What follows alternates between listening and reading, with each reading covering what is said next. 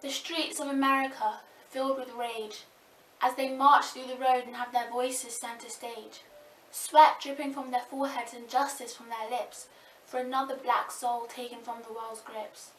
Thank God we're not them, and how great is Britain, ringing through the crisp air of our nation we're smitten. We don't have a George or Brianna or Elijah, we're lucky over here with Boris our Messiah. But peek into the mind of a black person here. See what they know and hear through their ears. Understand their knowledge is different from yours, as they've seen through Great Britain's cracked doors. The history of our land is one of stained glass, with remnants in the present forever showing our past. Britain's not racist, we just had slavery. The fact that people say this is a symbol of their bravery. The empire was built with intention to trade, a simple mission for wealth to be made, but soon black lives were a small price to pay. For the black man, that was his final doomsday. He was only good for labour and harvesting crop. He was more animal than human to those on top. The English were the savages who raped and beat, when the slaves were the reason they had food to eat. The slaves were the reason they didn't live in destitution, and a huge reason for their beloved Industrial Revolution. They sold black children and recorded them as property. It took bloodshed and death for any kind of liberty. Britain's not racist, we're just all ignorant to that. We don't acknowledge the past as a present fact. This isn't in our history, we turn a blind eye. Ask a Brit about slavery, they'll walk away and deny. Even though for the ones of old British blood, and the ones whose wealth is rooted in the mud, their own ancestors were the ones to blame, their own ancestors in their own name. We hear about Alabama and picking cotton. We watch Roots in school, then it's all forgotten. But we don't know about Jamaica in the 18th century, how those slave owners should have been in a penitentiary, how they stole human lives and ripped them apart, how they killed and tortured beings of hearts. We know all about Queen Mary and the Tudor era, or both world wars that we hold dearer. But the country's dark past is not made clearer, because we know it's a direct mirror. Britain's not racist, we just hate immigrants. We're really known for that, in fact we're infamous. We forget the ethnicities in our days of old, and punish it now we keep our borders controlled. Multiculturalism is bad and immigration is wrong. I said so often it's the country's theme song. We don't want you here, and stay in your country. Ironic, coming from the British, especially from the gentry. If we had all stayed in the places we come from, how would Britain have achieved any of its income? Britain's not racist. All we did is ruin black lives and took all their resources and left them deprived. They colonised Malawi, Sierra Leone and Kenya, Egypt, Sudan, Zimbabwe and Uganda, South Africa, Gambia, Ghana and Zambia, Nigeria and even northwestern Somalia. For what? For trade, to acquire money, for resources like gold and salt and ivory. These were the foundations our country could thrive from. Just to build a new life, prosperity was the outcome. For who? Not the colonised, the coloniser. For Africa, the British were the oppressor. Soldiers controlling villages and taking over as leader. Africans became poor and became the pleader. And even so, over 1 million provided labour for war efforts, and over 100,000 served and gave up their comforts. We hear tales of unevolved living in barbaric tribes, but they had wealth and royalty don't trust the British scribes. They were stripped of their resources and lost their homes. They became impoverished, the British left bones. The British left bones, but that's not all. They left their language like a haunting call, to remind the Africans, still affected to this day, the English are the reason the nightmare doesn't go away. Even when it supposedly did for the slaves in the Indies, they weren't truly freed. There was still smoke in the chimney. Britain's not racist, we just pretty much refuse to set the slaves free, but not because we don't see black people as human, we just wanted the company.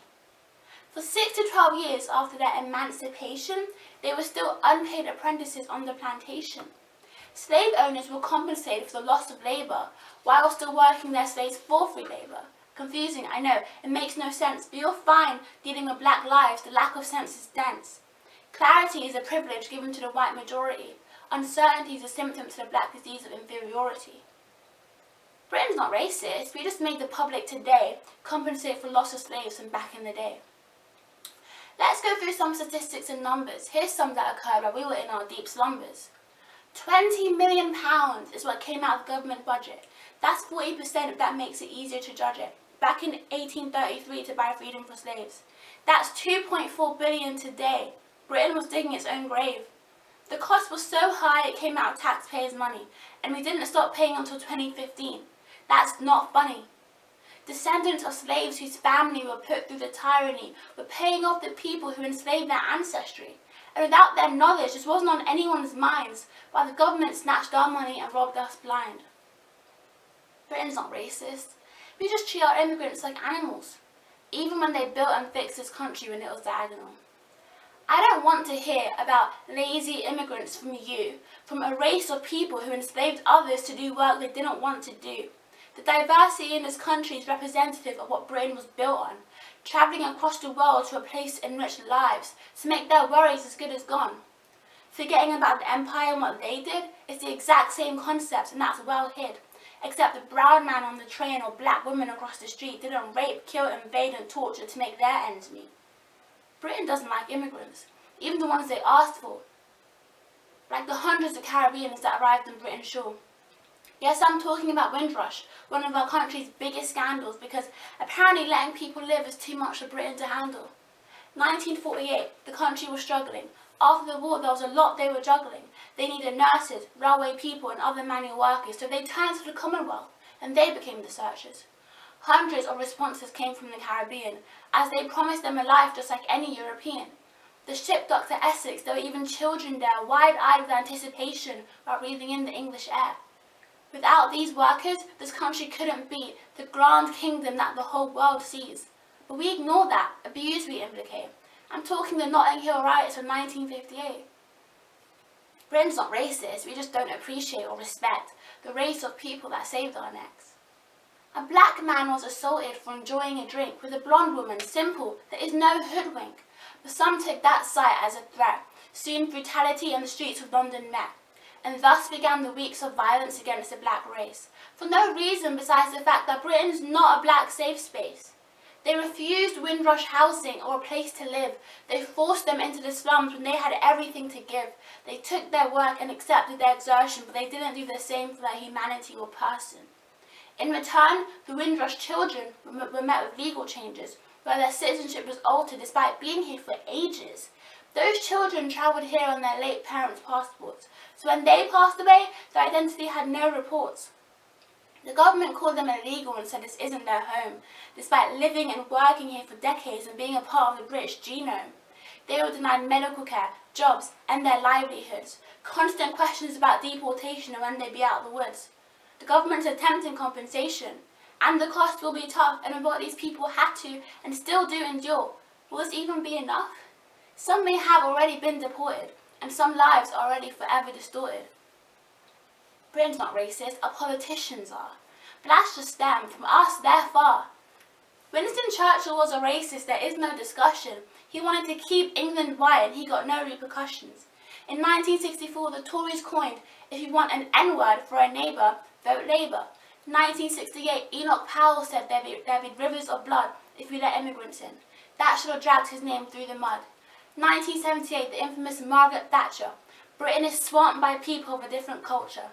The list goes on and on. I can name 10 more, but it gets repetitive and it becomes a bore. Funny thing is, they all have this in common. The Conservative Party, as if Britain first, preaches their sermon. And we still have this party in charge of England. But somehow we're not racist? You may be thinking, this was so long ago, they're not like that now. But newsflash, they are, and I can tell you how. Boris Johnson, our revered Prime Minister. His words are a disgrace to Westminster. He claims black people are pickaninnies with watermelon smiles, and colonialism was positive and not a shame of the British Isles. He compared Muslim women in burqas to letterboxes, and bank robbers too, just to give a synopsis. So no, the racism within the people leading our people hasn't changed, it's just a bad sequel. And if this hasn't changed, how can we expect everything else to? The prejudice in this country is as long-lasting as a tattoo. Remember the Windrush scandal? The Tories did that as well, and Grenfell Tower was under their spell. Most of the Grenfell residents were people of colour, and working class too, so it's no wonder Conservatives didn't care. They didn't put in the effort to make lower income housing safer and better, to make the minorities of Britain's lives matter. The victims predicted this, they complained about the dangers, but nobody listened, they were treated like strangers. 57 out of 72 deaths were of non-white residents. I think it's pure bigotry. Do you really need more evidence? If you still vote for Conservative after this, you're racist. Simple as that. Don't be scared of the R word, listen and react. Acknowledge your wrongdoings and your own bias. Educate yourself and look your prejudice in the iris. There's no shame if you put in the work, actively dismantle your belief system and bury it in the dirt. We built this country with our blood, sweat and tears, but we're still aliens to our British peers. Britain's not racist. We just don't care about black deaths. And neither do the police. We don't care about them even after they've taken their last breath. Black Lives Matter was just an American movement, but they also matter here. We need improvement. We don't have George Floyd, but we have Stephen Lawrence, a black man. He wasn't killed by the police, but they did ignore it. He was murdered with racist motivations, but there was silence in the police stations. They tried to hush the family and discredit. They refused to make arrests when they clearly had suspects, and tried to justify it by saying there's no evidence when they had witness reports and accounts from residents. The police and killers were not so different in the sense that they were both dangerously ignorant. The McPherson report exposed the racial injustice in criminal justice. The irony is disgusting. We don't have Breonna Taylor, but we have Mark Duggan, shot by police despite not having a gun. The police try and say that he did, but eyewitnesses say that's something they hid. He didn't have a gun on his body, but one appeared 20 feet away. That detail seems spotty. He couldn't have thrown it that far, and his fingerprints weren't on it. The police were reaching for the stars. They refused to admit they acted out of incompetence, and the response was pure impotence. They murdered a man in cold blood, but because his blood is encased in black skin, his justice is buried in the mud. I'm sure you know where this is going. The conversation won't stop growing. Do we have as much death by police as America? Of course not. Our Met don't have guns, one of the few things we're better at. But if we did, you know urban areas would become a shooting range. Don't believe me? Let's hope I can make that change. Britain's not racist, we just don't trust black people. We think they're all criminals. They've definitely done something illegal. Between April 2018 and March 2019, stop and search statistics came out and they're unclean. In England and Wales, for every 1,000 stop and searches, 4 of them were white and 38 were black. That's nowhere near alright. Stop and searches are based on sight, looking suspicious or something's quite not right. Apparently black people fit this criteria. Being black must mean you're up to something serious. Britain's not racist, but let's focus on putting black people away. Let's prioritise putting them in prison. I think that's okay. Can we talk about the prison population now, please? Black people make up 3% of the country, but 12% of prison. That's overrepresentation because the country seems to have an overfixation on black people and our supposed criminality. But that's not valid. It's a fallacy. Black men are 26% more likely to end up in prison, and the racism behind this is very well hidden. The media and government put out this image of gangs and violence when really it's a scrimmage. Most black people do not commit crime. It's a small percentage of us, and I think it's about time we debunk the myths and look with another angle and see why these lies are there and the truth is being mangled. Britain's not racist, we just go after black people specifically. We must, it's important, it's not like they all act differently. There's over-policing in inner city areas where minorities mostly live. That makes me curious. Like Brixton and Peckham, police patrolling everywhere. They stay on their toes, ready to arrest anyone there. So of course more black people will end up in handcuffs. That's shown in your statistics and you think that's enough. Black people are more likely to be wrongly convicted, but in the statistics they're still included. Police have labelled young black boys as gang members, when in reality their violence is as weak as an ember. Britain's not racist, we just fail the black race. We blame all their shortcomings on their own incompetence, and that is definitely the case. They say black people commit more crime, and even if they did, do you even care why? We don't, because that's physically impossible for 3% of the population to commit the most crime. That's hardly plausible. But you may see black people, especially the young males, acting rude on the streets as if they're asking for jail. There is a problem with black youth getting involved with gangs, like how there's a problem with white youth that have ketamine in their hands. Illegal activity happens in every race, but ones involving black people get shoved in your face. Black people are more likely to face poverty, a life that can turn them towards robbery. They're more likely to face deprivation and may commit utilitarian crime out of desperation. Black people in this country have a diversified past. Some came from right here and some came from afar. The ones from here faced a history of being refused housing and being refused jobs. This causes a ripple effect. Their kids face the same thing, what else do you expect? And for the ones that came from far away, they started in this country with nothing to their name. And black people are paid less than our white counterparts, and unlikely to achieve jobs that put our name on the stars. Not because we're not capable, oh no, but because the whole world sees us as slow. So financially, we're not likely fortunate, and the system doesn't help. In fact, they endorse it. Black boys in school also don't have it easy. 3 times more likely to be excluded. How sleazy. Again, for being labelled as bad. But when a white kid messes up, they deserve another chance. And where does the black boy turn? Of course to the road, to find a family and community, because the safe ones turn cold. Don't look at the statistics and just see the numbers, see the people and their struggles and all of their problems. I'm of course not saying that this is okay, but put more effort into making this problem go away instead of arresting us and locking us away. Britain is not racist, we just don't want to see black people on our screens, or in our media, or in our magazines. Black people are a heavily underrepresented race in all TV across the UK. But when we are, we're gang members and roadmen, not respectable people or the comedic best friend. This affects the narrative toward black people in real life. People internalise what they see and react with strife. Meghan Markle married a prince as a black woman today. She became a part of the British monarchy, and for us, we said hooray. She became a symbol of all we could become. But the white public didn't like her, and I think we know how come. They felt infiltrated like a parasite is threatening their purity. And they bullied her and attacked her and threatened her security. For no reason that was any bit valid, but we all know why the racism was as passionate as a ballad. Representation is important for the next generation. Seeing someone that looks like you on screen causes this sensation, whether it's a princess, Disney or real, or a powerful businesswoman as hard as steel, or a doctor on their screen saving lives. It doesn't have to be a gang member wielding knives. It could be a superhero battling for the greater good. Not all black people aspire for boys in the hood.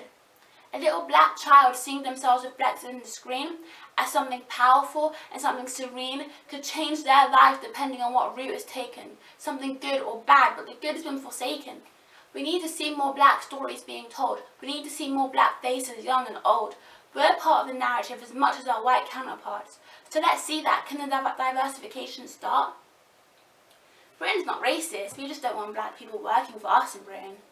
However, we still tell you to get a job when we see you living off government assistance. British citizens who are not white have to send 80% more job applications before getting one right. In an experiment done to test the discrimination, they kept everything the same on multiple applications, except the names. Some were British and some were ethnic. Only 15% of those ones were accepted, and 24% of the white ones got a call back. Just based on the name, you can't argue with the facts. So black people are more likely to live in poverty and less likely to be employed. But somehow we're still blamed. Can you see why I'm annoyed?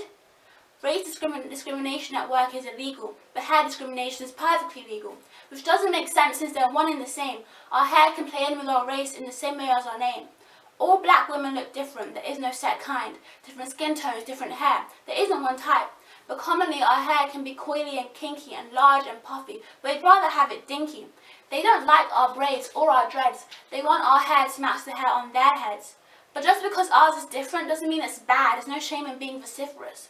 We shouldn't feel the need to straighten and damage our hair to fit European standards and keep our features fair.